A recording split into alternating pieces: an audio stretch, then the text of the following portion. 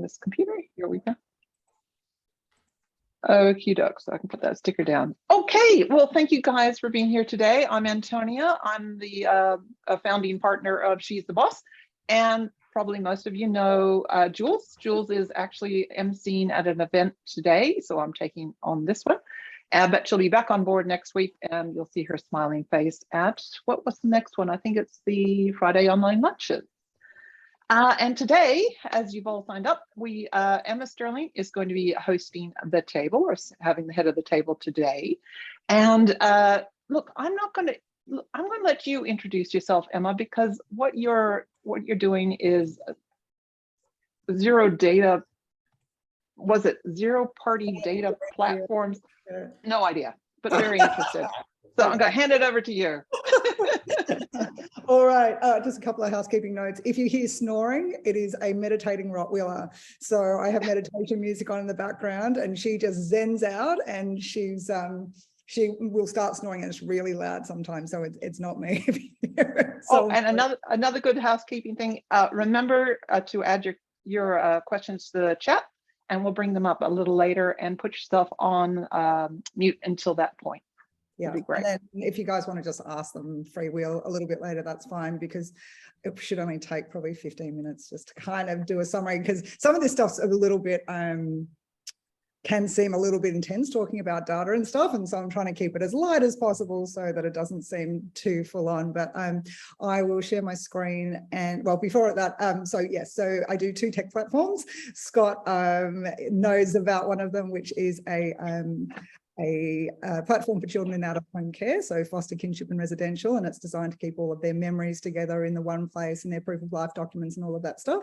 And the other one is something called Pleased, which is designed to solve the problem of what I'm just about to explain. And really interestingly, I talked to a lot of digital marketing experts, and no one that I have ever spoken to is aware of the issues that are about to come full tsunami-like in the next 18 months to digital marketing. And it doesn't look to me like too many people have kind of joined the dots of understanding what's coming and how it can be solved. So I will share my screen, and yeah, please let me know if there's any questions at the end, and if I haven't explained anything as well as I could have. So give me a sec. So I'm going to chuck this into present mode, hopefully. And so here, yeah, so we're talking about the big changes that are coming to digital marketing and what's in store. So we've got here, what do marketers and Sesame Street monsters have in common? And they love cookies. A lot of people, interestingly, that I speak to don't know what cookies are. They know that they're the things that you accept when you go to a new website, and particularly if you're in the UK, every time you do anything right now in the UK, you need to accept cookies, even a Google search. So what they do is they are essentially things that track you around the internet. So they help companies and marketers to understand what the person is doing, what their behaviors are online, previous purchases, all of those sorts of things. And they're fairly kind of invasive, to be honest. There's not a lot of privacy on the internet. So once you've accepted those cookies, that allows people to track you. So it's been something that has been used pretty much for the last 15, 20 years. It's really sort of, as an example, you've been on the Nike website, you're looking at a pair of shoes, and then you'll go to another website and all of a sudden those shoes pop up. Well, that is when you are getting advertising that is being served to you personally based on what your browsing history is. So that's been used for the last 15, 20 years, but what we are finding is that cookies are going. So they are being phased out by 2024. And in fact, the only platform that still uses cookies is Chrome. but 85% of people use Chrome. So Firefox and Safari and Edge, they don't use cookies anymore and haven't since about 2015, 2016. But Google can't find a solution for cookies right now. So they were originally going to do it the middle of this year, then they pushed it to next year, and then they went, oh my God, we've got no idea how to replace these cookies with something which allows for targeted advertising. But so there's going to be a whole bunch of issues that need to be resolved by Google before that happens. But by 2024, they will be gone. So that is what Google's saying now. And there's a couple of reasons for that, which I will explain. But what it's going to mean is that brands can no longer track their customers across the internet. So they can't do retargeting, they can't sort of boost conversions, all of those things which have been used in, third-party, stacks and so forth, will be gone. So the ability to track customers is going with the end of cookies. And there's another big change that means that targeted advertising on social media, Facebook, Instagram, Snapchat, is going to be really heavily impacted. It already actually has been really heavily impacted. And that is called, whoops, we'll just bring it over here, app tracking transparency guidelines, which were brought in by Apple in 2021, and similar guidelines brought in by Google, which means that people have to opt in to being tracked. So you notice that Facebook might have shown you this little pop-up here, which is to allow app to track your activity. You would have had to have said, yes, I allow that. And so a lot of people are not allowing that, and only 15% of iOS users are actually allowing themselves to be tracked now across apps. So up until this point, Facebook has been able to see what you're doing on Uber. It might be able to see what you're doing on Snapchat in terms of not, keystrokes or any of those things, but what your behaviors have been. So it's been very, very invasive, and a lot of people haven't been aware of the level of the data that they've been allowing just, or that has been allowed just by default. So these changes have meant that Meta, which owns Facebook and Instagram, Snapchat and TikTok can no longer build highly accurate behavioral profiles of their users. So all of that stuff, which has meant that they know that you love yoga, that you love Pinot Grigio from all of, from your purchasing, that's all going to go. So, while targeting has been really effective up until now, that's all going to change. And in fact, this year alone, this change for just the app tracking transparency guideline has meant an $18 billion loss of revenue by Facebook, YouTube and Snapchat alone. So the impact that that's going to have, so they're just, Facebook was absolutely up in arms about it, saying, this is going to be the death of small businesses. Well, of course, what it really was is the death of a lot of their advertising revenue. So they really campaigned for it to not happen. There was, I think they took Apple to court. There was a whole bunch of stuff, but it's now been 18 months where these guidelines have been in place, and they're really now beginning to see the impact that it's having. So that is a really big change that is happening. But as I said before, most marketers don't seem to be aware of these changes. And it was interesting, there's a report done by Cheetah Digital, which are sort of really big leaders in this space. And they asked, companies and marketers what they were planning to do about the end of tracking. And they were like, well, we plan to keep using cookies, and obviously not having any idea. And then they were sort of thinking, oh, well, our marketing and branding, consultancies can look after that. And, that's not something for us to worry about. Well, it really is. But a lot of people aren't aware of it. So combining those two big changes that are coming to tracking of people, which to be honest is great, because in a lot of ways it's really creepy thinking that every single thing you do online is being tracked. It's being, it's being siloed. I think there was a statistic that 8 million data points for each person. So every time you do something, even if you slow down, say, for example, on Instagram and watch a video for a second, they understand that that's in the algorithm, that's all becoming, information. So they'll still be able to do that because that's within the app, but they won't be able to track you, across different websites, across different apps. So in a lot of ways, it's really giving some privacy back to the customers. And it's also, a really important way for for customers to have a little bit of control over you know, what they're able to be seen doing online. So we've got that. And then we've got some massive changes that have come into, hang on, let me, so, oh yeah, this is another one, sorry. So these changes have meant that there's a huge decline in the ability to run effective targeted advertising, and it's also expected to increase ad buying costs by 200%. So wow. I think, you know, it's going to be a massive problem for people just in a few years' time. In terms of just the effectiveness of ads and so forth. So yeah, it's changing very, very quickly. And, you know, a lot of this information is information, you know, that was accurate last week. And then, you know, I might be, you know, shown to be, you know, well out in terms of the projected buying cost by next week. So yeah. So if we go, whoops, so to add to these changes are the new global privacy laws.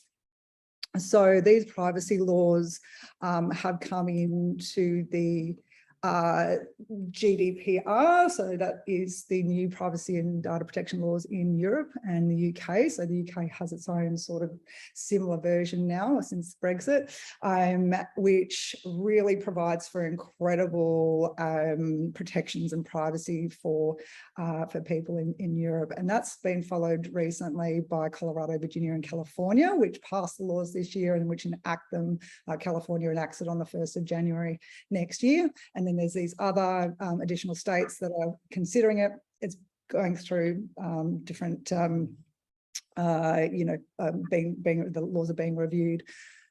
But they're expected to be enacted next year. And then we've got Australia's data privacy, which is enshrined through the Privacy Act and through the Australian privacy principles. And these are expected to be updated in line with the new privacy laws that are happening worldwide.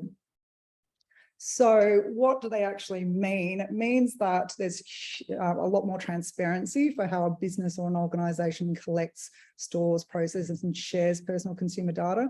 And it has to obtain consent. So that's a massive one. So all of a sudden, the consumer has got full control over what they're prepared to share, and they need to actually provide explicit consent. So you can't just use data anymore and go, oh, well, I've received this information about this consumer and now I'm going to use it, or I purchased this information about this consumer and now I'm going to use it for this purpose. The customer actually has to provide explicit consent.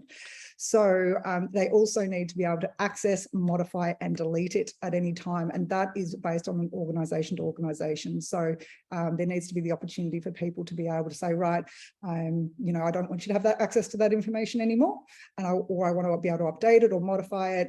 So that's part of the new laws as well, and that is all legislation both in Europe and in the US as well. So there's all of these different changes that are coming in, and they can seem quite overwhelming. And I think in a lot of ways, a lot of people aren't aware of what's coming. So it's going to be really interesting for the next, I think, 18 months to see how this all unravels and what's going to happen for organisations in terms of, you know, understanding what their compliance, how to be compliant, how to also use this information in a way that enables personalization, because personalization is still a huge thing that is coming up. So it's really a catch-22 situation. So we want to deepen the relationship with customers and clients and guests, you know, as an example for hotels and resorts and Airbnbs, and might be understanding clients better and so forth. So, but everyone's demanding a personalized experience, but there's going to be so many fewer resources to be able to do that. So they won't be able to use, you know, and a lot of data is quite old too. One of the big problems with third-party data now is that it can be old and it's not updated. So there's a lot of latency issues, and you might find that you see it a fair bit on, say, something like booking.com. You go to book a holiday in June and September, you know, in Marrakesh, and then in September they're going, oh, you know, here's some fun things to do in Marrakesh. So they're not updating their data in a way that's actually, you know, relevant to the customer, and that's a big issue as well. So So what can savvy marketers do next to deliver more personalization and to also meet privacy demands? So marketers need to move to a first and a zero-party data strategy that powers their advertising and their marketing. So first-party data is information which you can glean from your website. So they might have entered their name, you know, they might have entered their address, they might have entered. So some key details about the customer is first-party data. First-party data is also, you can still track what someone does on your website to understand what they're looking for, how they want to use the product or service that you're offering. But it's kind of still making some assumptions based on behavior about what the customer wants. So the next big question is, what is zero-party data? And it's something that I have literally never had someone go, yep, I know what zero-party data is. When I talk to them, everyone just kind of looks at me and gives me a blank and goes, oh yeah, you're like talking tech geek speak, and can we like, you know, can I talk to someone else because this is too much? So it's, and it was actually coined in 2020 by Forrester Research, and it's data that a customer intentionally and proactively shares with a brand. So it can include purchase intentions, personal context, and how the individual wants the brand to recognize her. So this is really asking the questions to customers. So rather than making inferences and assumptions, you do actually ask the customer. And if they trust your brand and the value of the interactions that they have with you, they are willing to share this information. So the data and the insights that they provide can then be used to power personalized marketing across all stages of the customer lifecycle. And using those strategic questions. So you really want to personalize these questions to your own business. You want to find out things that are really specific on how you can provide a value exchange with customers that are specific to your organization. And so you'll have the data you want, you know, and that's really important and accurate for you. So this is just a quote by Adweek, and I think it's very true. And it's, you know, the data that comes from customers themselves is almost by definition the most valuable tool you have. And I think that's absolutely true, because it's no longer snooping. They're providing you with information that they know they've given you and that they expect for you to use in a way that's going to, you know, enhance their experience, but it's accurate. So there's no assumptions. There's no, you know, trying to kind of, you know, bring things together and make some assumptions about the customer.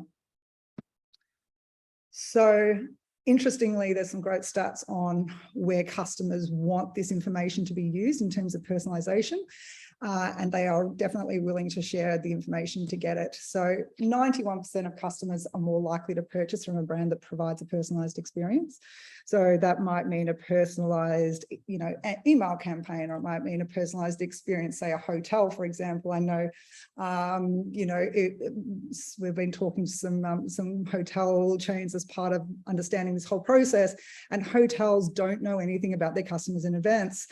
Some of the really top boutique hotels might send a Word document or a PDF and try to find out a little bit more about people's dietary requirements and stuff.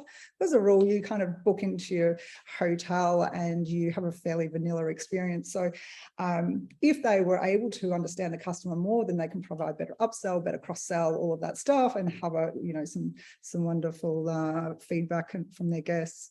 So 83% of customers are willing to share their data, which I think is an amazing reflection of I think, you know, this particularly Gen Z, they're so used to sharing things now, and to be able to be asked questions that one of the feedback we got was like, oh, so this is like, you know, I can get my own rider if I give, like, you know, if I give my data, I can have this really hyper personalized experience. So I think that's really a critical thing, is that customers are willing to share their data, and they're willing to share quite a lot, as I'll show you in a sec. So the benefits of zero-party data, it's the relationship building, it's communication with the customer, it's building trust and loyalty. And so it's a full, complete, you know, customer experience and customer service. So yeah, it's really interesting seeing who's moving into zero-party data at the moment, and there's quite a lot of big brands, as you can see, Starbucks and McDonald's and Disney and American Airlines, Sephora, heaps more. But these are some of, you know, the bigger brands that are really beginning to understand what's happening next with all of these regulations, and are moving to change their marketing mix. So here's an example of American Airlines. They wanted to, you know, start looking at what zero-party data could do, and they did this sort of quite at a light kind of level. But they sent out questions to their customers and asked a whole bunch of things. But you know, where they plan to travel and what kind of items they typically pack, and they did it in a really fun, gamified experience, because no one wants to just get a whole bunch of questions on email and expect to, you know, that you're going to respond to that. So they did it with a really fun user interface, and then this information was used to provide destination recommendations, one immediately, and then another one in 30 days. And the idea was to give them new ideas and motivate them to act on them. So obviously, coming out of the pandemic, this was done in the States, obviously being American Airlines, and had less restrictions than we do here, but it was really interesting to see the impact that this campaign had. And the results of these, so of those who began the survey, 84% finished. Like that's huge to me. The email sent afterwards had over 54% open rates, because all of a sudden people are feeling like this is a personalized email just for them and what they wanted. And all of this resulted in a lift of in revenue as well, to the tune of $120 per person. So they were really able to understand the customer, understand what they were looking for, and to be able to build around that. So here are a couple of other ones, and this is just a retail experience. So Mockingbird, I won't read all of that, but it's, you know, looking for strollers, and understanding when that information is going to be relevant for the person. So loyalty programs use zero-party data quite a lot now, so that they can start really kind of building out that awareness of the customer. So from here, yeah, so it's really, you know, from all what I can see right now, it's going to be really the only way that's going to be legal, to get the deep information from customers that brands and organizations need, to create those, you know, personalized, amazing experiences, and also getting the data that you need for targeted marketing and advertising. So I think it will, from what I can understand, Google will probably require a fair bit of that basic to really get that targeted advertising now that third-party cookies are gone. So it'll be interesting to see what they require from brands to be able to do that targeted advertising. Here's a really interesting one as well, and that is brands that embed personalized customer experience into their organization increase profitability by up to 60%. So that's absolutely huge in terms of what the impact can be once, you know, using of this really specific data, and then using it to personalize experiences can have for brands. So where to from here? And yes, we are building a platform, and yes, there is, you know, all of this has led to us, you know, asking the question of, well, what's happening? How are companies going to overcome all of these issues? And what can we do to solve the problem? So we have built a new platform called Pleased, and it is designed to provide organizations with the ability to ask all of the questions that they want, and for consumers to have control of their data. And that's a really important thing. So it's a new free platform which lets you get all of these rich customer information in one place, and to understand each of your customers individually. You can ask any questions you like, so there's question banks and stuff in there so that you can just drag and drop. But if you've got really particular questions that are relevant to you and you only, you can, you know, add your own questions, and then gives you access to this fully legal, which is so important, big, extremely accurate information. So that the legality of the data is the most critical thing to just think through is, have I received the consent from the customer to use this data? And the answer is, well, you will if you do it in this way, where you're actually asking them questions, and they've provided you with these specific answers on a platform, and how am I allowed to use it? And again, so it's got to be fully compliant. But so this is an example. It might be, this might be a hotel who wants to understand their customers a bit better, who wouldn't love just going to a hotel. They go, oh, hi Margaret, great to see you. Would you like an almond latte? Because they're aware of what you want. So it's really designed to give that incredible next level service through some critical things that they know that they can serve their customers better with accurate information. So we've designed it so that you can add photos and videos and other media to your questions, and then it turns it into an interactive, fun experience for your customers automatically. And so the questions can be sent out by email, social media, or embedded into your website, and then come up looking really fun and gamified. And then once your customers respond, the information is available to you immediately and can be integrated with your marketing tools or your CRMs or anything that's important in terms of the continuing customer service.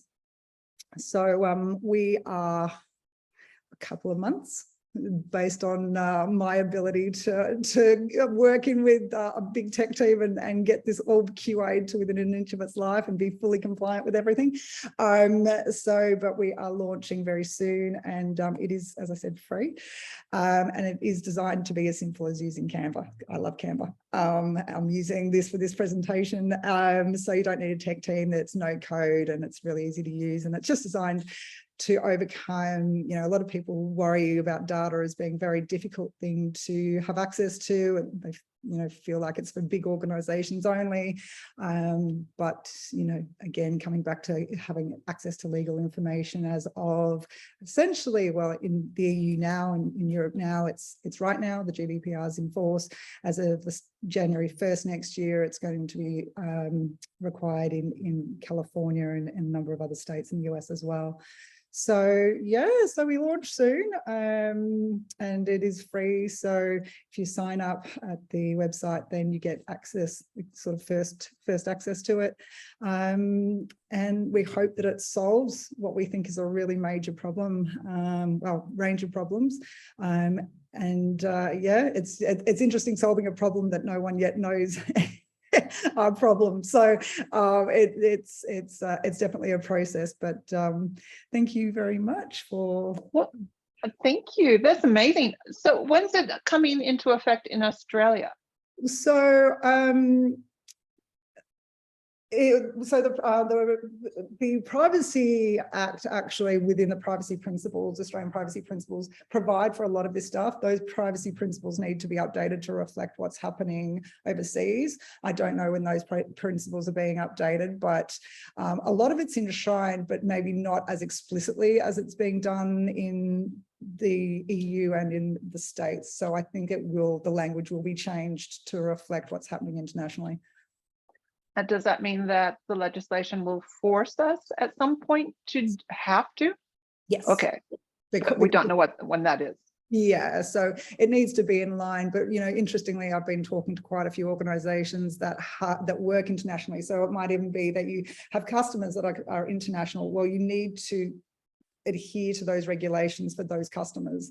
So it's a really big challenge to get it right. And even within organizations themselves and how they working with their clients, it might not be clients, they all need to be compliant as well. And I was actually talking to the Chief Operating Officer of Mercer, and he was like, I was thinking of doing something really similar for this within our organization because we're non-compliant internationally. So this whole issue of compliance is just massive, and something that I think people, because the laws are so new, and in a lot of ways, the GDPR has been around for a while, but it hasn't then led into the, cookies going and new app tracking transparency guidelines. So I don't think people are quite aware of the impact that it's going to have.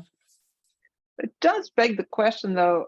You're on the money there, because you will need a content management system or a customer management system to be able to manage all this data. And if you're offering that for free, how does that become a commercial business for you? So it'll be a similar product to Canva in that there is the free product, and then there's, you know, additional layers of things like data analysis of, you know, different templates and all that stuff that allows people to kind of take it to next level if they just want to, you know, have your basic thing and be able to collect all of that information and to be able to send it out and receive and all that stuff. That's free. But yeah, it's being built out so that you know, because there's, you know, there's things like machine learning and understanding trends and being able to, you know, be able to provide a sense, you know, for example, a hotel might want to understand what people's preferences are and get trends and so forth. So that's where there'll be, you know, some costs involved there for the business, but just to be able to use as the platform itself and to be able to start using and trying out zero-party data, which I think is really important to sort of just start, you know, seeing how it works in for each organization, because it's different for everybody. But, you know, there's an interesting example that, and I won't mention any names, but it's a very, very large tour operator in the world. And they send out like 500,000 people on tours a year. And I sort of thought they might have been having a bit of a kind of just being kind by taking the meeting when we organized it. And we said, you know, so how do you understand your customers now? And they're like, well, we don't. And we're like, okay, so how do you understand customer preferences? Like, you know, when you're sending on tours? Oh, we don't. Okay. Yeah. And they said, but we did stop using paper surveys last year, and we now use SurveyMonkey, and we send out the survey 2 weeks after the tour, and we analyze the data 3 months later.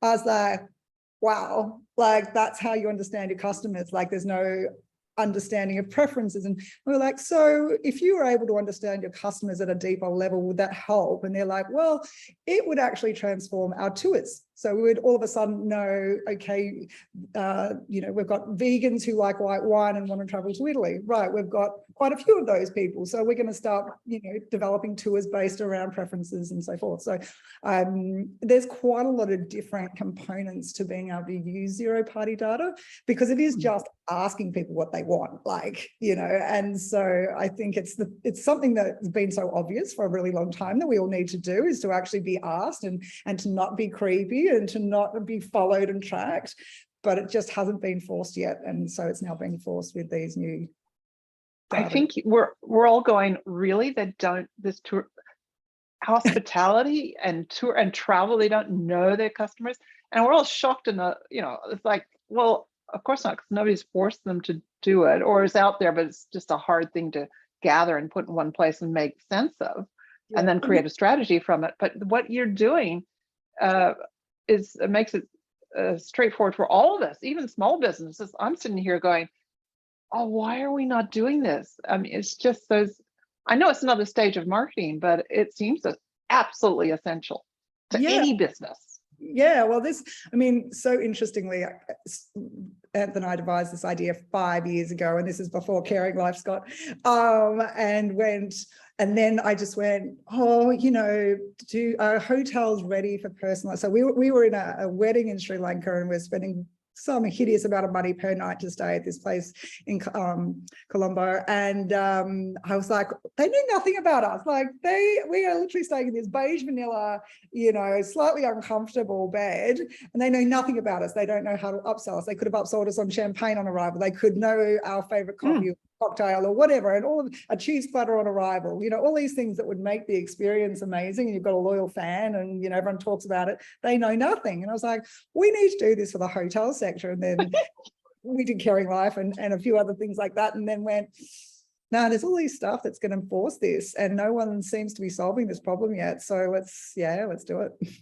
Those hotel bills are going to go through the roof once my husband understands that he can have customized timing for cocktails at every day. Daiquiri by the pool, 11 a.m. Yeah, I was just talking to a friend who's got children, and she stays with the RACV hotel chain, and she's got 2 children, and she needs the 5 p.m. dinner slot, and she needs cots and all that stuff. And every time she stays, she's got to tell them again. She's got to tell the story again of what she needs, and, you know, hopefully they provide her with a great experience, but maybe not. So they can do it once, it's in their system. They can then go, okay, well, we know that you're here and that you've got 2 children, and how can we help to, make this a delightful experience for you? And that's just a very simple use of data. So, yeah. And does your, does Pleased, is that, I'm saying it right, Pleased, Yeah. right? Yeah. Does that integrate with something like, oh, I don't know, MailChimp or ActiveCampaign? It does? Yeah. That's amazing. No. So it just information data straight into it as required, but then also allows the customer to be able to change the information as they're, so it might be a 3rd child has come and all of a sudden instead of 2 children, it's 3 children. So all that information needs to, needs to be accurate, and it needs to be real time. So while you can ask, the more simple questions of what's your favorite coffee, you can ask much deeper questions of, understanding the family dynamics, are you traveling for business or leisure, all those things which then change how you serve that customer. So yeah. Now I see Scott has put a really interesting question in there. Do you want to take yourself off mute and ask that question? Yeah, cool, thank you. I guess with the cookie tracking, that's going to impact Google ad marketing quite heavily then. In the coming years, how do you foresee that's going to change to try and advertise on Google with your banner ads, all that kind of stuff? It is a question Google can't even answer yet. Yeah, so that's right. Okay. Something which was called FLOC, FLOC, which is aggregated anonymized data. So that they were able to at least serve ads, but then they realized it wasn't working, which is why they pushed it out to 2024, because they've got the best brains in the world trying to figure out how are they going to do this. So I do believe that they will be using zero-party data and expecting that information like this can be pushed into their system to allow for advertising, which is actually going to be reflective of the organization's needs. So I don't know quite how they're going to do that with consent and compliance and all of that stuff, but I can't see how they can do it with anonymized data, because, at that, personalized ads will be a thing of the past, which isn't a bad thing. I know some people love them and go, well, I'm being, shown Nike and I love Nike and I don't love Champion and all of that stuff. So, but I think there's some really big challenges coming. Yeah, cool. Okay. Sweet. It's interesting because you're right. Instead of looking outwards and getting users' experiences and collecting that data, they're going to be looking inwards and saying, well, what do we need for our own businesses? What do we need to understand? Which will be a lot more succinct than a bevy of information about all of us that maybe they don't even need. Although they're selling that service. So, it's interesting to me. A lot of our data gets sold to government agencies and so forth. It's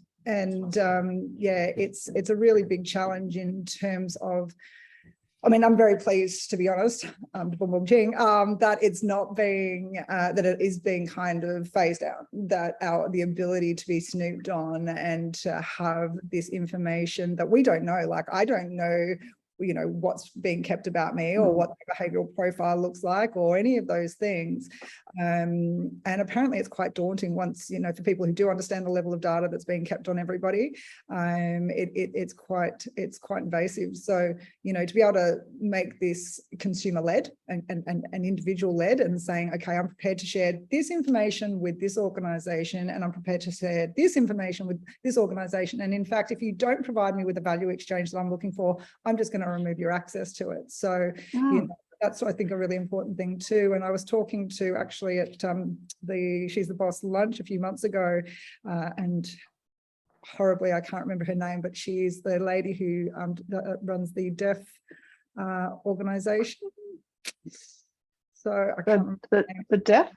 Deaf, yeah. So she runs a deaf organization, and she said, do you have any idea of the impact that this will have for people accessing disability services? Because they don't want to share all their information with all these different services and agencies. My health record is a good example of that, where everyone was like, hang on a second, so everything can be seen by everybody. That's not what people want. They want privacy. So, but, I can share this information here. And this is, very specific information that I want to share, and it can only be used by this organization unless I choose to share it elsewhere. So, well, I think this may not be relevant because I don't know how this actually works, but how the phone can pick up everything you're saying. Apparently, I don't know if this conspiracy theory or not, but if you say purple ball, you will see ads for Purple Ball. Yep. So will audio be Wow. part of this? Oh, you didn't know that? Yeah. So if you own a smart TV, under their terms and conditions that no one reads, please do not have a private conversation within 5 meters of the TV unless you want that data being anonymized, hopefully, and then distributed amongst their partners. So yeah, so I mean, Phones Messenger is a classic example. They do listen. They say they don't, but they do. And I mean, Anthony was actually, I think, one of the initial testing cohort, and this is 10 years ago, I kid you not, and we thought, this is really suspicious. So we're going to talk about things that we really never do. So we were talking about Lord Howe Island, and Anthony was talking about buying a motorbike. Neither things that we'd gone on data or anything. So there's nothing that's I like that you kept it clean. Kept it clean, I know. And then we start getting insurance for motorbikes. We start getting flight options to Lord Howe Island. That was 10 years ago. So Yeah. who knows what's actually being. And so, yeah, so we have a phones in other rooms policy if we're talking about things that are, sensitive. Wow. Really interesting. Yeah. It's scary how much information does get collected. I don't know whether or not these new privacy laws will prevent that from happening. I would imagine that there'll be quite a few powerful tech platforms which will say, oh, nah, But you're right, Carol, Optus is a massive example. They didn't even encrypt their data. Like, this is such a breach. And it's bizarre for me. Like, I'm in real estate, and I was standing there talking to a client one day, and her TV turned on, and we must have said something, and her bloody TV, and we sort of look at, what the hell? Her son, she wasn't aware, but her son had got some sort of device, and it turned it on. I mean, I've got friends who are crazy about all of these different Nest. I don't have any of that, because I thought, what I say, particularly if you're in a house and people are saying things, you think, how much of this can the owner hear? Not that you're saying anything that's wrong or anything, but they don't need to hear if someone's actually bagging their house. No. There's just things that we monitor out. So yeah, super interesting. Yeah, well, it's I think, and I don't profess to be an expert in any of this, to be honest. Like I'm piecing together what's obvious and making some assumptions on things like what Google will do in the future. But I just think that a lot of people say to me, well, why aren't these things being talked about? If this is actually happening, why isn't it being talked about? And the reality is it is, but you've got to ask the right questions. So if you go and have a look for, the new global privacy legislation, you'll get reams of information about that. If you go and ask about the end of cookies and how people are going to be overcoming that, there's reams of information. And the ATT tracking transparency guidelines, so much information about the impact that that's had on the bigger, social media platforms and the, the impact that that's having on targeted advertising. And, I think if anybody is reliant on digital advertising, they can expect costs to blow out, and they'll probably call it inflation.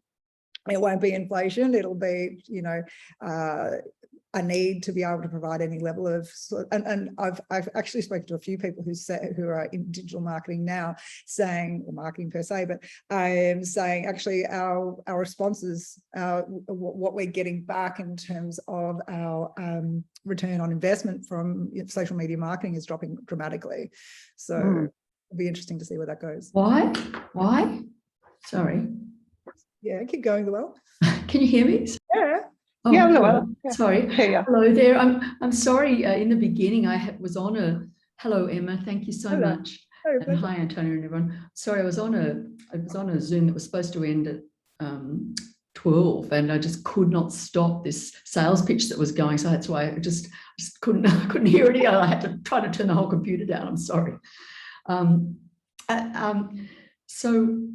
One question is, were we able to get the copy of your presentation? Are we able to? I know it was recorded. Yes. Yeah, it'll be in Mighty Networks later, and you can reference it there. It does take a long time to upload, unfortunately, but it'll be there probably by tomorrow if it works for its time. Maybe ask other questions that are relevant to the general topic, but is that okay? Yeah. Go for it. So I'm in network marketing in skincare, and our business has become very much on social media. Yep. And you know, people use other people's photos, which mostly are, you know, people have agreed, like hopefully they're all company approved, you know, which means that people have put them into the company, but perhaps some may not have been, whatever. And I'm just wondering, you know, will we have to get permission from people personally, or will it be okay if they'd given permission to the company and said these can be used? Or is this going to, can you see, is that a link, or am I just, I don't like the idea of it. I'm hoping it's not, you know, but I just I think that's more of a privacy issue that you have to, when we do an event, for instance, we take photographs, and it's in part of our membership terms and trading and privacy agreements that we'll use those photos on social media and promote ourselves. So I think wouldn't you say, Emma, it was more of a privacy issue than a... Yeah, and I think it probably falls under existing privacy laws anyway. Yes. Probably I think a lot of people are probably in breach of those consent requirements for somebody to have their image shown. It'll be interesting. Yeah, I mean, I'm not close enough to understanding all of that level of privacy that's required for use of photos and videos and so forth, under except that, you know, there's obviously copyright to the creator of the image, and there's consent requirements for the subject of the image. So both of those things would need, because people do give permission for them to be used, you know. Yeah, so once there's permission, but it would need to be recorded permission, because verbal permissions wouldn't be enough. So that would be an interesting issue for people, I think, particularly on social media.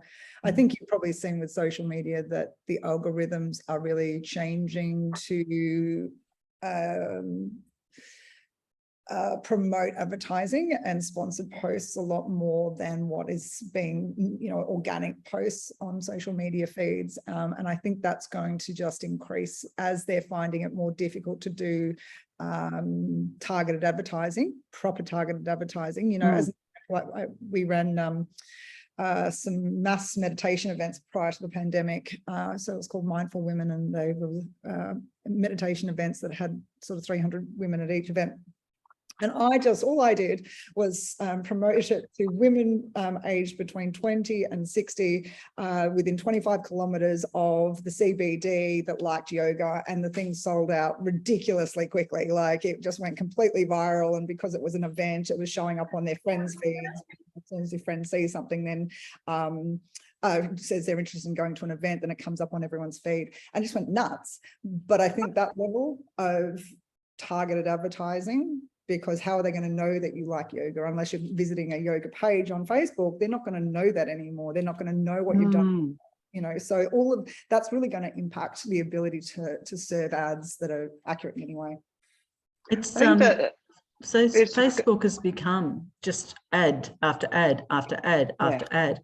I was looking at it the other, I thought, oh my God, I must have gone into something else, because all I was seeing was sponsored ads, and I thought, this is my feed. Yes. And I'm only really on Facebook for work, and not very well at that, because I find the whole thing quite abhorrent, that because it's such a personal industry. I don't know what real estate agents are going to do if you can't do it, because we're all over everybody's feeds. Yeah, exactly. And will the advertising drop off? That's going to be the great thing. And I'll just get to you in a sec there, Nikki, but I think what this is forcing us to realize, which we should have all known anyway, is to have the power over our people, our groups, and our communities, and that's still email marketing. And hold on to that, and our creating the communities is going to be so important. So there's a really great statistic which shows that email marketing is still 226% more effective than display advertising or social media. 226% more. So, and it would increase if the emails were going out with personalized, understanding the customer and sending out based on their personalized requirements. You would have huge open rates. So instead of this spam, kind of, and I get some things, you just sit there and go, why do I need to receive information every day from Cotton On, as an example, but to be able to do it going, okay, my birthday's coming up. They know that because I've given them that information, and now they're wanting to provide me with X, Y, and Z discounts or promotional opportunities. Yeah, okay, all right, I'll buy into that. So what do you mean when, I mean, seems a stupid question, but when you say email marketing, what do you mean? You mean, okay, like that was an example. All right, that was, hi, Emma, happy birthday. Would you like 20% off or something like that? But well, we use at She's the Boss, we use email marketing extensively to let you know what's going on about the events. So, but if it was more personalized, yes, that'd be more effective. So we would send to the entire database 5 emails over a period of time for an event to let you know that's happening. But wouldn't it be better if we knew that A, they wanted to go to live events, and 2, what city they were in, whether they drank, whether, I don't know, they had nutrition issues or didn't like going out in the sun because they're a vampire. I don't know. Whatever it is, that would be really handy to know. Yeah. But, Nikki, you have a question there? This is more based on hi, and I got here a little bit late, so I do apologize if this has already been mentioned previously. But I feel you, Emma, with regards to developing a platform, because we're doing the same thing at the moment. Oh, the joy. And our platform is a learning management, content management platform, and it's for membership owners, coaches, and course creators and so forth. And my question is actually more based on the tech side of things, of what you'd be offering, because I'm very interested in what you're doing. It would marry up very nicely, actually. Yeah, well, it's more of a question of, because obviously there's SurveyMonkey and all that sort of stuff, to find out how your users would use your product and everything. Obviously, that's what this is all about. Would your system be able to integrate into other systems, such as something like Myself, or is it a standalone that we would use it as like a third party? Yeah. So it's going to be able to integrate with a lot of sort of the largest, CRMs and so forth. Things like MailChimp and ActiveCampaign and stuff. And then there's an open API, so that if you did want to integrate it, then it would take a little bit of tech work from your end if you wanted to integrate it, but it does allow for that integration so that data is able to be used. And then push through as it's changed, because we are giving customers the ability to modify their preferences at any time and to share it only with certain organizations at any time. So so there is the integration capacity there through the API, but yeah, because we currently use, like, we've got a feedback integration in our system, which is just feedback in the sense of, because obviously we're not obviously, but we are a brand new platform, going to be launching as well in a couple of months, hopefully. Anyway, so I understand what you're going through. I understand what you're going through. But yeah, we're going live pretty soon, and that's still going to be through like the whole beta phase. You've got to go through that. Sure. So we've integrated a system in there, which is a feedback sort of button, and people click on it. They put in their feedback if there's any bug they've noticed and so forth. They just put their email address in, and it goes through into another system. Would your system be similar to that, or could it replace that? Can replace in its own way? Yep. So you can choose to use it to replace that. So you can use it for feedback, because you can ask any question that you want. You want to try, zero-party data is actually proactively asking people about their preferences. So you might even, instead of using it as a feedback, you might use it as an onboarding and go, okay, here's the information that we'd love to know about you to create a personalized experience, or to be able to understand you better.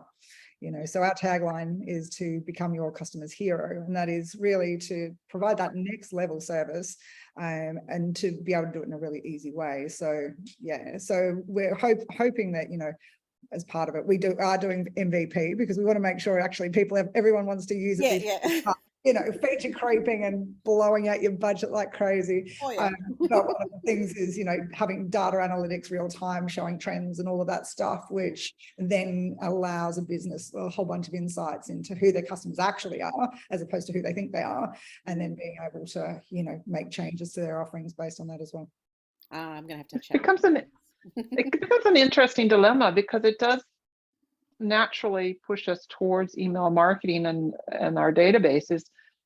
But then you're going to look at the content, you're going to look at the analytics and the data you've got, and then somehow apply it to your social media marketing, which, well, it just won't work for a while, will it? Because you won't be, other than generics like age, maybe, Yeah. not even sex, So geographic. social media will still have that information because they don't require it from third parties. So when you sign up to Facebook, they have your age, and that's then because it's now owned by Instagram's owned by Meta. That information is across both platforms. Same thing with the Snapchat, for example. So everyone has to enter their age when they sign up for these platforms as part of the legal requirements there anyway. But so there's going to be the basics that are kept. So you'll still be able to say tailor an advertising campaign to women between a certain age. So that would still be fine on a social media platform. But being able to then drill down into what their interests are and what their, what their online behaviors are and what they're into, and, if say, for example, if I click on an ad on Facebook now for, a dress, that information is still then automatically, and I will be served a lot more ads instantly based on that algorithm and based on the fact I've clicked on a dress. So obviously they're saying, okay, you obviously looking for dresses, we'll just serve you with a whole bunch more ads. And Carol, yes, my feed is full of ads as well. I don't have anything else at the moment. I'm like just kind of clicking, do not want to see this, and it just keeps giving me more. So yeah, I think they'll still be able to do that basic stuff on social media, but I think, that targeted advertising, I mean, for this to have caused already a $18 billion revenue loss this year, I think shows you the impact that it's going to have. I think it's going to be interesting to see who cleverly figures out how to utilize it. I think there's going to be some real heroes in here who might be ahead of the game. That, let's say Coca-Cola, for instance, their marketing team's amazingly clever, trying to figure out how to get that information back out of you. But the data they hold now, do they have to ignore it and reconnect with us to get that data again? They need to ask for your consent to use it. It's going to be interesting to see what they have. Yeah, well, it'll be interesting to see how they choose to enable consent too. How are they going to say, well, here's the information we've got and we'd like to be able to use this, and this is what we want to use it for, which is all part of the new legislation that they have to let you know what they're using it for. So I don't know how that's going to happen. That's a big interesting challenge for all these, and I think that's maybe why they're all dipping their toe into zero-party data campaigns, understanding it. Cheetah Digital is a great brand agency that can do this for these big agencies. And so Starbucks and American Airlines are giving it a go and going, okay, what are we learning about our customers, so, and then being able to integrate it into loyalty programs. So apparently 40% more people will be part of a loyalty program than 5 years ago. So loyalty programs are really on the increase, especially if they're getting personalized service as part of it. Do you think, I'm just sort of thinking about how Facebook was pushing us towards groups and has been pushing us and pushing us and pushing us. So almost we are defining people. They are saying, I am interested in this. Yep. And so therefore it's okay that they have joined that group. And, when you ask questions with Facebook groups to letting people in, I've got one sort of that's on hold for we've got a couple that are on hold. Because how often do we have to go into Facebook because one of the groups that we're in is only on Facebook? So I think there's still going to be a need for Facebook, but I know my daughter's in marketing. She actually works for an online education platform that provides to universities, and she's a content creator on that. But so it'll be interesting to see what she says about all of this. I think it's going to be really interesting to see what they end up doing. I think Facebook groups are kind of a natural, because you're trying to gather your audience into one place and corral them, and that's the whole point of having a business, is to know who your audience and your your avatars are and get them together and have a chat. But I think, see you, Scott. Thanks for coming. I don't think that groups actually garner that much more information, though, do they? No. It's just but they might ask general. a couple of questions on entry, example, for female groups, asking if you are in fact female or female identifying. But there's not a lot of deep information, but I was just thinking in terms of you, Carol, just, understanding, your client base better, you can ask 5 or 6 key questions about what they're actually looking for, which and what their preferences might be in terms of, it might be, just off the top of my head, but things like the price point, what their their preferences are, and then to be able to do real-time data analysis of actually what your customer cohort's looking for, I think would be really interesting. And then being able to really personalize each experience, because if you can send that through to your active campaign or your MailChimp, then you can just segment it. Not just segment into groups, you're actually segmenting it for everybody, which is it's I can sort of, because where I do real estate is in the Dandenong Ranges. It's a kind of little niche area, but my other company, which is Ms. Property Melbourne, I can really see it being of more use to that, because it's for women that are in transition when they're buying or selling real estate, and they might need legal help, and they might need a conveyancer, and they might need a financial planner. So it's getting that information and then sort of saying, okay, we can help you with that. Call this person.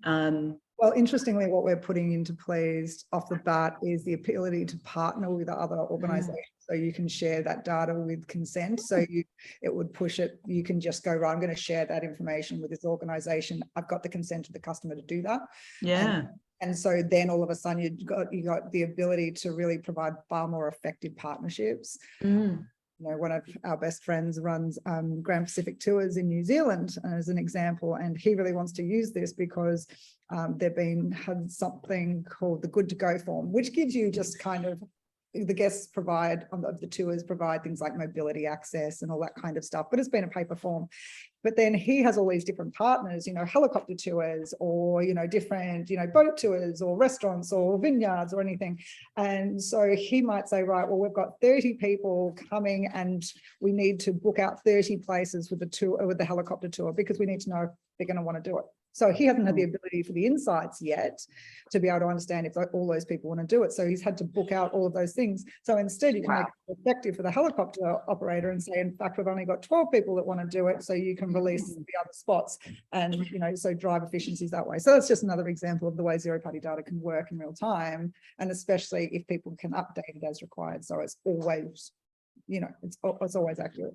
Am I the one here that's relieved, actually? Because whenever you do Facebook advertising or social media advertising, it's kind of a grab bag of results that might happen. But when you own the data, you actually are asking the information you need from them, like you got your friend there and Carol. You actually know what they need, and you can speak onto that topic or whatever. And it's more refined information. Instead of looking too far outwards, we're actually looking at what we need.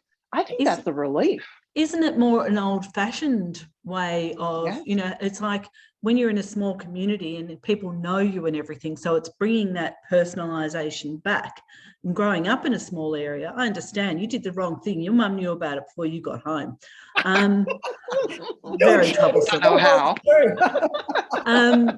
But so it'll be interesting. Like, one of the reasons I haven't done a lot of online marketing with Ms. Property is that I get shit from people who say, well, why do you only deal with women over 50?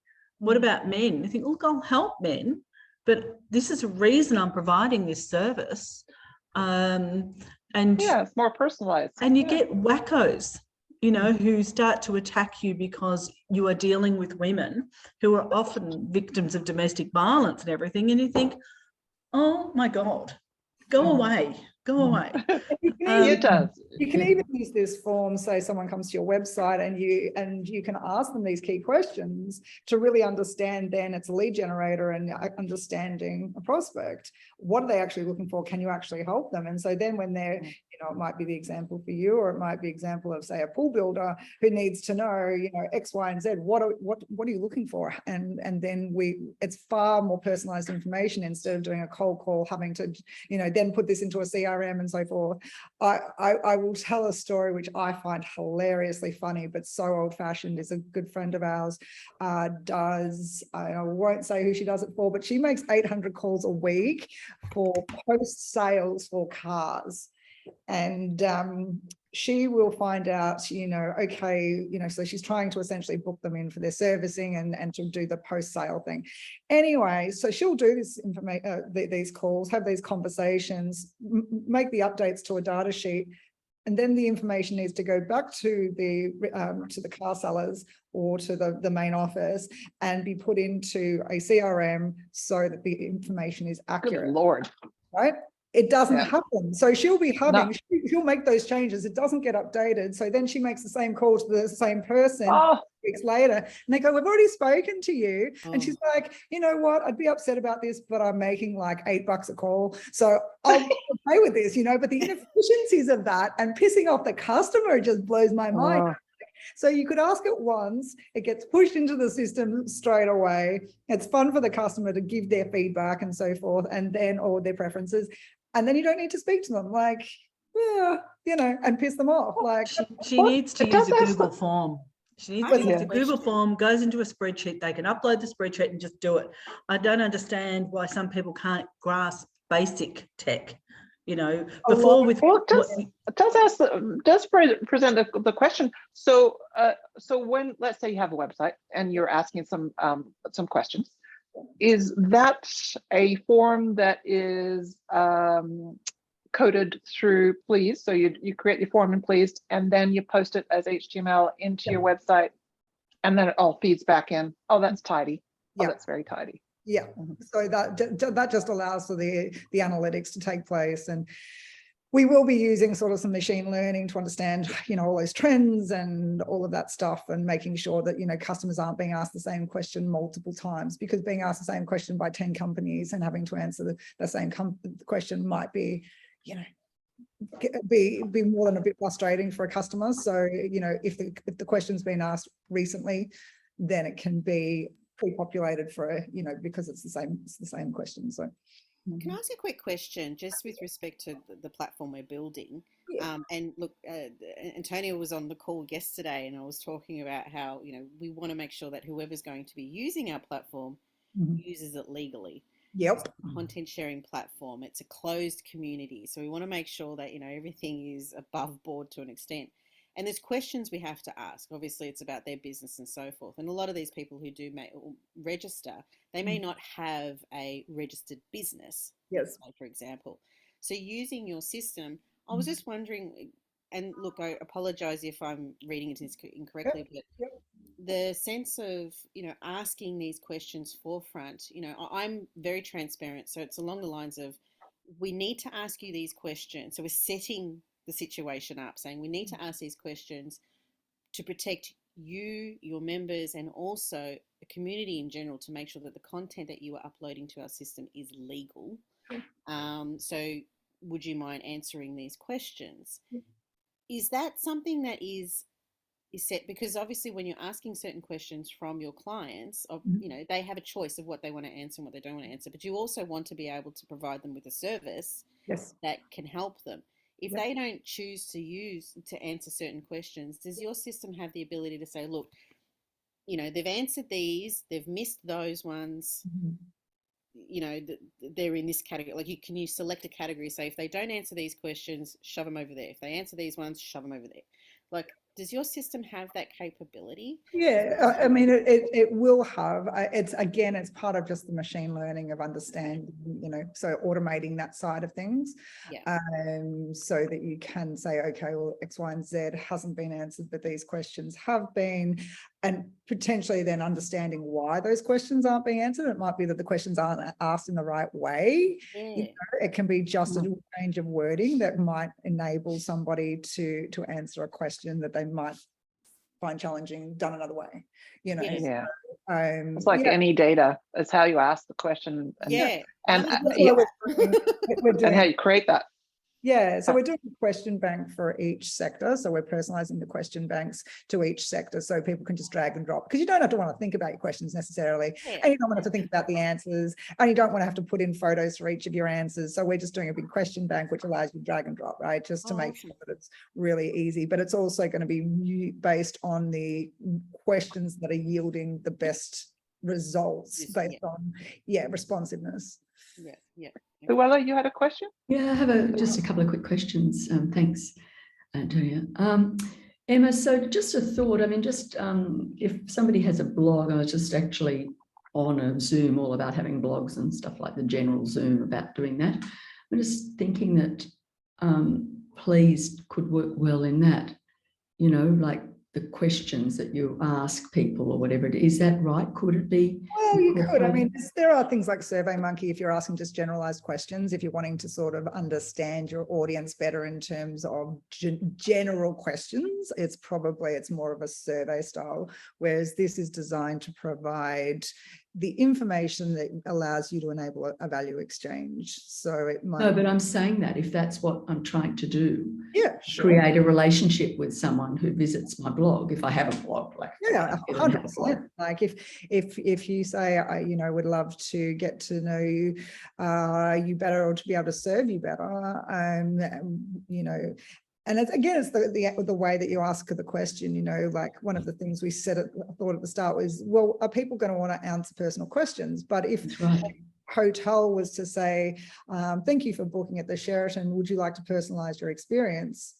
I'm going to say yes, because yes, right. You might stay there again. Yeah, I don't want this to be generic. I would like for them to know what, and it's not things that are generally that personal. So I'm not going to be answering, really personal questions. I'm going to be answering that, yes, I like an oat latte, or yes, I, would like a firm pillow or firm pillow. Or we just came Not back close to the lift. Oh my God, we just came back from Bali, and I think this could hopefully work for Airbnb as well, because God damn it, we had the most uncomfortable bed, and I woke up feeling 108 every day. Yeah. I can't even move, and can you like put a doona or something underneath so that my hips aren't sticking into the mattress? But anyway, so I mean, I think there's lots of opportunities for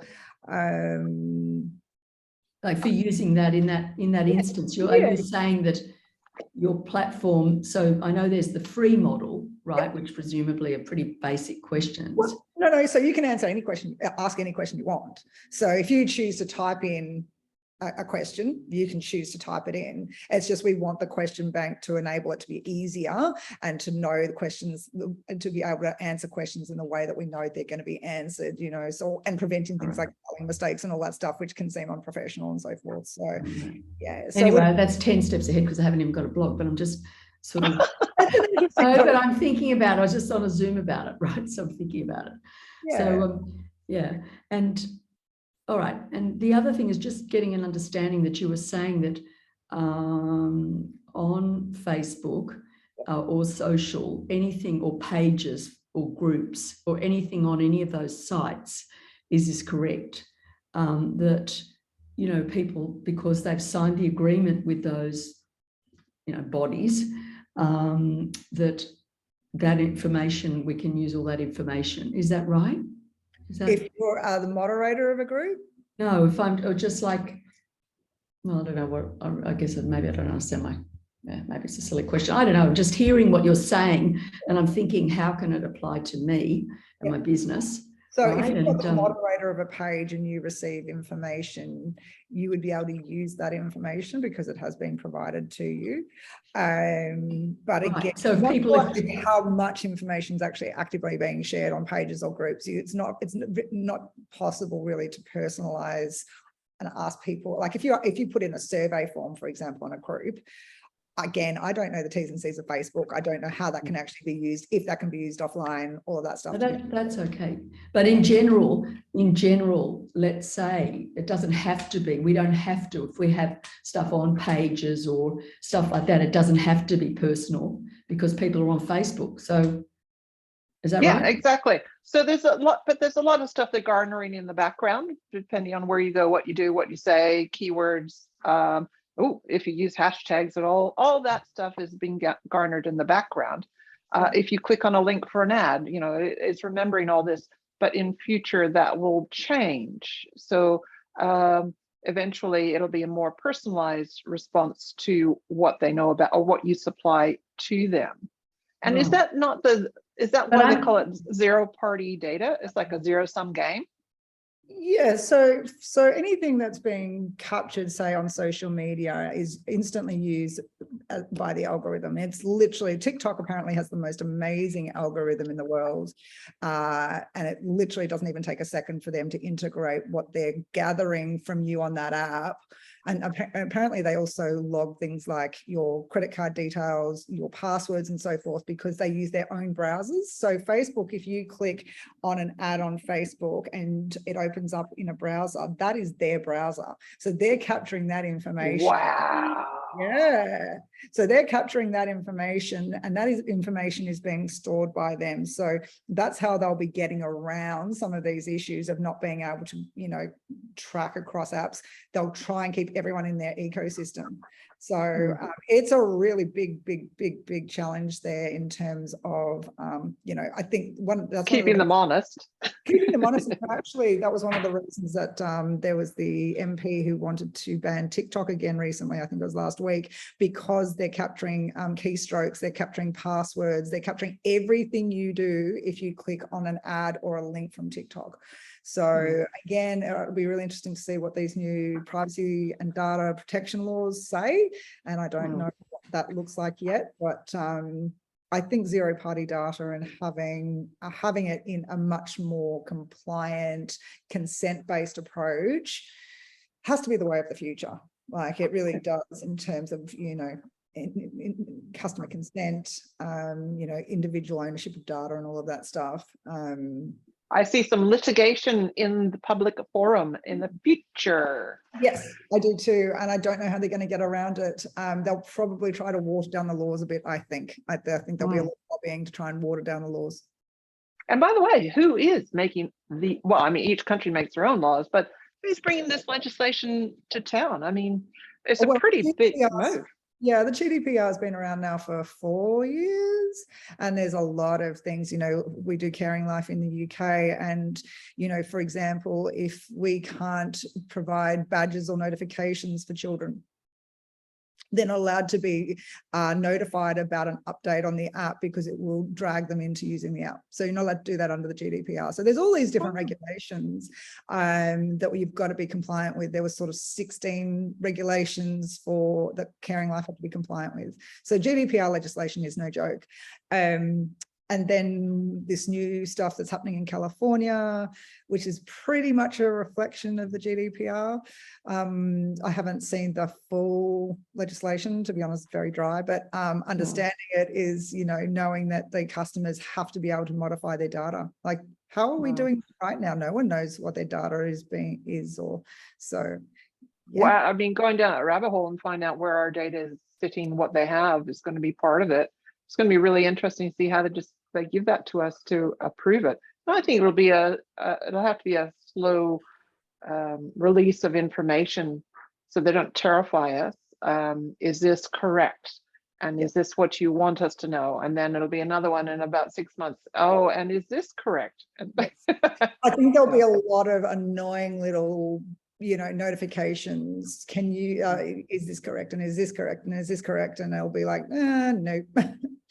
See you, Nikki. Thanks for coming. Yeah. We're going to wind up too pretty soon, unless anybody have any more questions? No. I know I keep sort of harping. I'm just trying to really understand the landscape around social. Yep. So I guess it's just if stuff's posted on social, you know, do people have to have given permission, or, you know, whatever that is? No, I don't think so. I mean, social is its own beast. The actual ecosystem of an individual social platform is its own beast. It's just that they are being highly impacted by these new regulations that are being brought in by Google and Apple. So the ability to be able to, you know, track users is the biggest one. But within its own ecosystem, it's fine, because you're making those decisions on their platform. So they can use whatever information they want while you're on it. Thank you. I'm not so much worried about them. I'm worried about, just want to make sure that what the team does, what we do is fine. You know? Yeah, I think it's really an individual thing, which will be challenging for everyone to sort of get across. And I'm going to just keep updating information and posting new stuff on blogs and stuff on the Pleased website, just to keep people sort of up to date. I didn't think I was going to end up doing compliance and regulatory stuff. I just thought, oh, this will be a cool way for people to have a personalized experience. But yeah. Now you've become the authority. Oh no. I know. My brother's a guru in AI and data, and his wife is like one of the top data scientists in the country. And I think they're quite appalled on a couple of different levels. First of all, I'm regarded as a data expert. And secondly, you know, my brother, who's sort of helping us, is partnering, co-founding it, is just like, we're going to turn into a compliance organization. He's just like, this is full on. Wow. Yeah, the crown wouldn't fit too comfortably. But anyway, okay. Well, we're gonna. I think I'm gonna wrap it up. That was very, very interesting. Oh my goodness, so much to learn.